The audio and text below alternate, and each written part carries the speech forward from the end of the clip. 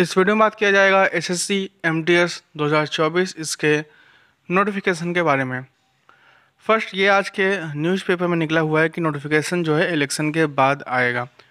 अब अगर यहाँ पे एसएससी के कई बार ऐसा होता है कि एसएससी के सीआर रीजन के जो चेयरमैन हैं कई बार जो है न्यूज़पेपर में ऐसी चीज़ें बताते हैं कि ये चीज़ें हो सकती हैं या ये होने वाली हैं।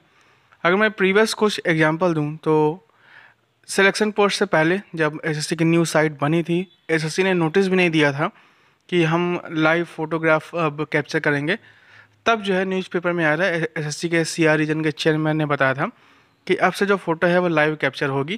देन उसी के कुछ दिन बाद नोटिफिकेशन आ गया था कि हाँ अब लाइव फ़ोटो कैप्चर होगी।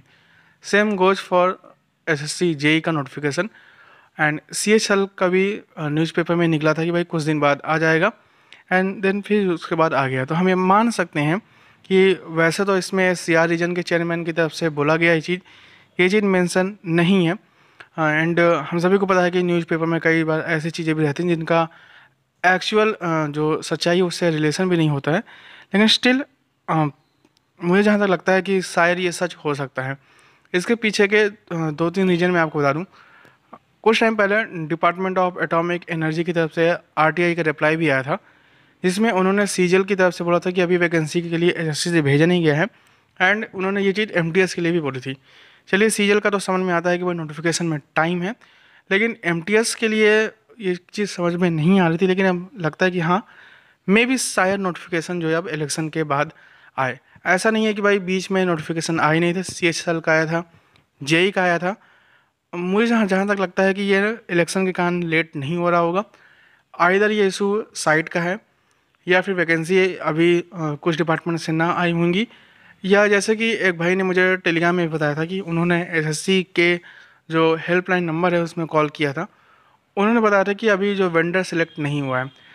अब इसकी कंफर्मेशन मैं मंडे को ही करूँगा क्योंकि डेफिनेटली अभी एसएससी का आज जो ऑफिस है वो बंद है, तो आज तो कोई कॉल पिक करेगा नहीं।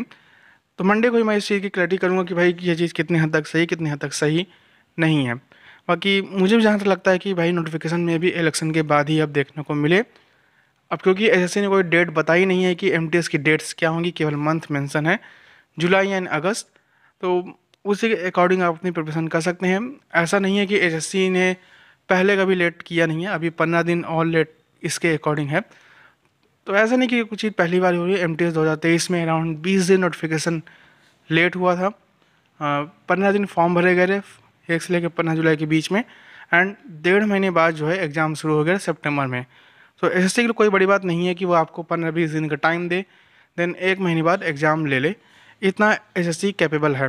बाकी आप न्यूज़पेपर का आर्टिकल देख सकते हैं, इसमें ऐसे कोई बड़ी चीज़ नहीं है। बेसिकली यही चीज़ है कि भाई नोटिफिकेशन अब आपका इलेक्शन के बाद ही आएगा। Have nice day. एंड केवल मैं बोल रहा हूँ पॉसिबिलिटी है, एक्चुअली तो भाई किसी को भी नहीं पता एसएससी क्या करने वाला है। Have nice day.